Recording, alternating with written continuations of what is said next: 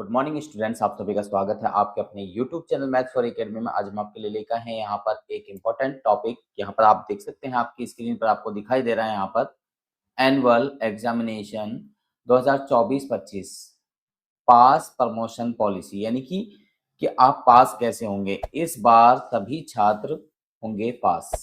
Good news सभी के लिए जो क्लास 11th में पढ़ रहे हैं, उनके लिए बहुत अच्छी न्यूज़ है कि वो बच्चे किस तरीके से पास हो सकते हैं या पास होंगे।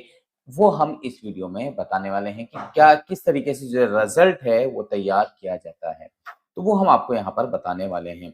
तो चलते हैं और आपको बताते हैं, नेक्स्ट टॉपिक पर चलते हैं। और इसी तरीके से हम 9th की एक वीडियो लेके आएंगे, इसी तरीके से एक 8th क्लास की भी हम जो है पास प्रमोशन पॉलिसी की वीडियो लेके आएंगे। तो सभी बच्चे पूरी देखेंगे वीडियो को तो आपको समझ में आ जाएगा कि किस तरीके से, यानी कि क्राइटेरिया जो है, पासिंग क्राइटेरिया जो है बनाया गया है गवर्नमेंट की तरफ से, और किस तरीके से बच्चे पास होंगे, किनको ग्रेस मिले मार्क्स मिलेंगे और किनको नहीं मिलेंगे, कौन अगली क्लास में जाएगा, कौन रोका जाएगा, तो ये सारी चीजें हम बताने वाले हैं।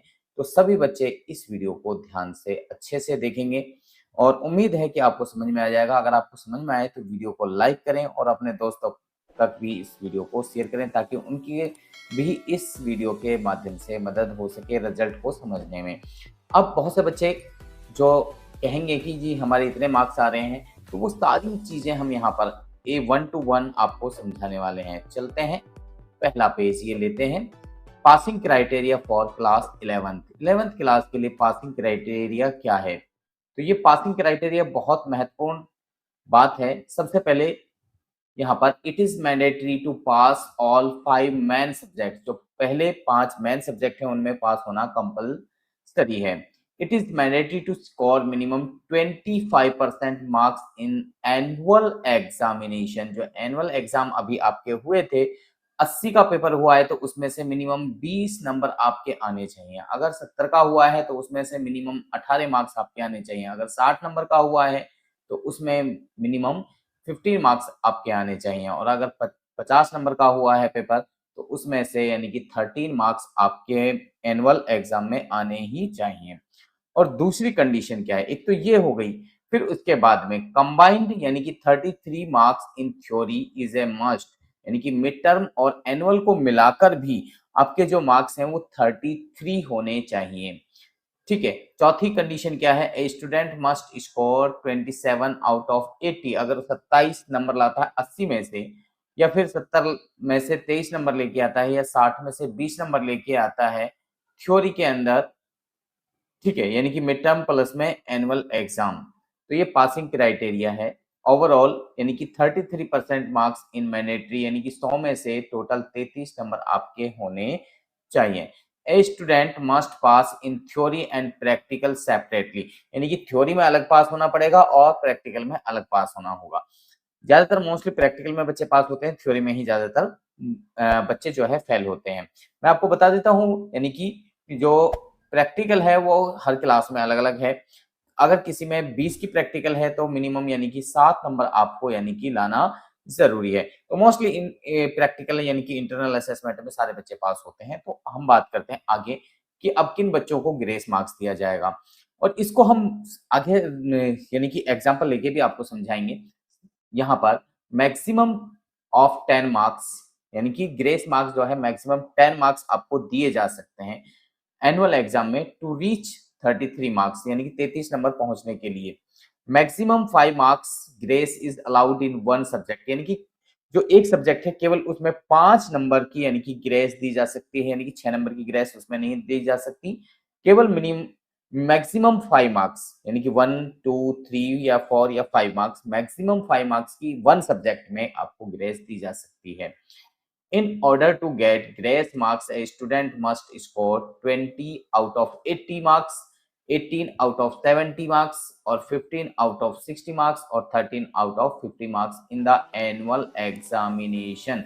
अगर आप एनुअल एग्जाम में यानी कि 80 में से 20 नंबर लेके आए हैं, या 70 में से 18 नंबर लेके आए हैं, या 60 में से 15 नंबर लेके आए हैं, ये अगर आपके नंबर एनुअल एग्जाम में है तब आपको ग्रेस मार्क्स मिलेगा। बात नोट कर लीजिए। आगे चौथा पॉइंट है, student whose pass after getting the grace marks will be entitled as a promoted, यानी कि उस बच्चे को प्रमोटेड माना जाएगा, पास नहीं कहते उसको, उसको कहते हैं प्रमोटेड, यानी कि जो ग्रेस मार्क्स के माध्यम से पास होता है उसको प्रमोटेड कहा जाता है। री एग्जाम, री एग्जाम कितने में आएगी या कितने में, यानी कि 11th क्लास में री एग्जाम आप दे सकते हैं। Compartment is allowed for a maximum one subject, यानी कि अगर आप एक सब्जेक्ट में फेल हैं तो आपकी री आएगी, दो सब्जेक्ट में फेल हैं तो आप फेल माने जाएंगे। ये बात ध्यान रख लेना, नोट कर लेना ये बात। A student has to score 33 marks to pass the compartment exam।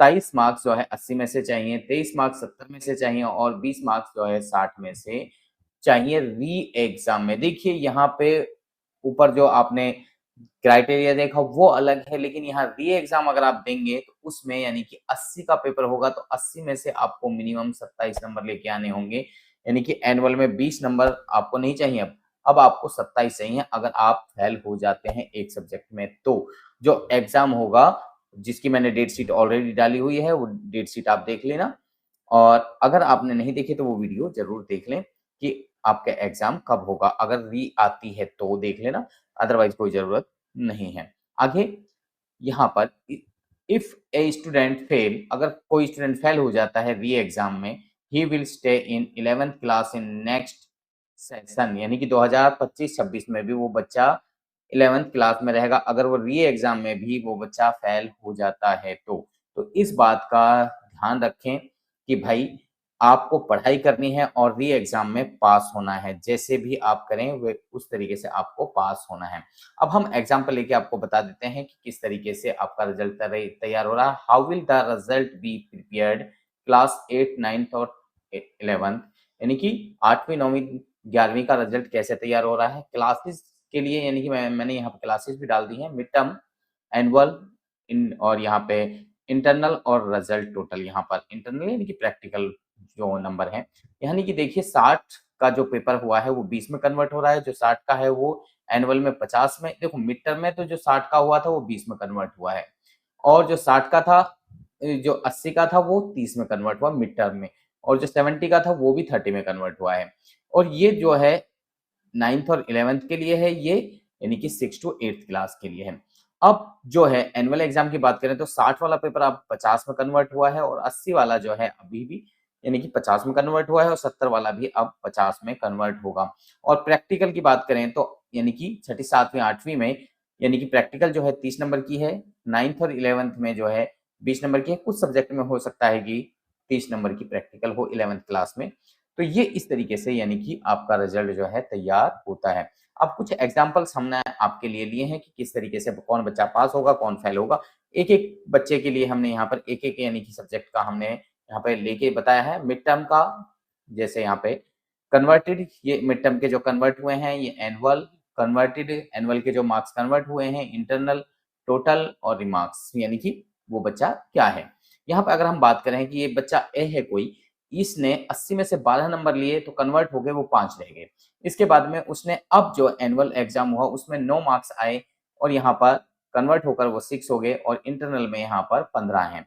तो अब यहाँ पर देखिए मैंने इसको ब्लू कलर से यहाँ पर आपको दिखाया हुआ है, एनुअल में वो यानी कि ऑलरेडी 20 से कम है, जो मैंने अभी अब क्राइटेरिया आपको बताया था 20 से कम है तो ये ऑलरेडी फेल हो गया, यानी कि इस सब्जेक्ट में वो कंपार्टमेंट उसकी आएगी। यहाँ टोटल जो भी बने उससे कोई मतलब नहीं है। जैसे दूसरा बच्चा है, इसने 18 मार्क्स प्राप्त किए, और बाकी जो है यहाँ पे आप देख सकते हैं कि इसका टोटल जो है 39 बैठ रहा है। 39 से मतलब नहीं है, यहाँ मतलब है इससे। अगर वो यहाँ पर एनुअल एग्जाम में पास है तो वो ये 39 यानी कि काउंट होगा, अदरवाइज ये यानी कि यहाँ पर एनुअल एग्जाम में फेल है तो वो बच्चा कंपार्टमेंट में आएगा। ये बात याद रख लेना। देखो मिड टर्म में उसके 48 आए थे, मान के चले कि जो दूसरा बच्चा है 48 आया, उसमें से 18 कन्वर्ट हो गए। अब 18 लेके आए लेकिन कन्वर्ट होकर 11 हो गए, और इंटरनल में 10 मिले जैसे। तो यहाँ पर ये जो मिल रहे हैं बेटे मार्क्स, ये एनुअल में जो आपने नंबर प्राप्त किए तो ये 18 हैं। अगर ये 20 नहीं होंगे तो आप यहाँ पर फेल होंगे, अगर वो 19 भी हैं तब भी आप फेल माने जाएंगे, यानी कि उस सब्जेक्ट में। अब यहाँ थर्ड बच्चा है कोई, उसने भी 49 नंबर प्राप्त किए, कन्वर्ट हो गए 18, 39 नंबर अब यानी कि एनुअल में प्राप्त किए, उसके कन्वर्ट हो गए 24 और इंटरनल में 16। तो यहाँ पर अब जो टोटल यहाँ पर बैठ रहा है वो टोटल कैसे बैठेगा, 18 का, ये 24 और ये यानी कि इंटरनल, ये मिला के जो है टोटल नंबर यहाँ पर बैठने वाले हैं और ये बच्चा है पास, क्योंकि यहाँ पर देखिए एनुअल में उस बच्चे के 39 मार्क्स हैं। मिड टर्म से मतलब नहीं है यहाँ पर। और मिड टर्म और एनुअल मिलाकर यहाँ पर मैंने बताया है, मिड टर्म और एनुअल मिला के 33 मार्क्स आपके होने चाहिए। ठीक है, तो ये दोनों क्राइटेरिया को पास कर रहा है, इसलिए वो पास में जा रहा है। अब यहाँ पे ये चौथा बच्चा है कोई, इसने देखिए मिड टर्म में जैसे 12 नंबर प्राप्त किए, तो यानी कि उसको कन्वर्ट हो गए 5 हो गए, एनुअल में 20 नंबर प्राप्त किए और वो कन्वर्ट हो गए 13। देखो यहाँ पे ये बच्चा इस क्राइटेरिया को पास कर रहा है, तो यानी कि ये पास में जाना चाहिए, लेकिन अभी यहाँ पर पास में कैसे जाएगा, वो यहाँ पर इस बच्चे को यहाँ पे देखिए, तो 12 और 20 इन दोनों को प्लस करेंगे, 12 और 20 कितने हो गए, यानी कि आपके हो गए 32 मार्क्स। तो यहाँ पर 1 नंबर की जो है ग्रेस मार्क्स आपको मिल जाएगी। तो इस तरीके से आप जो है पास की कैटेगरी में चले जाएंगे, यानी कि प्रमोटेड पास उसको कहा जाएगा।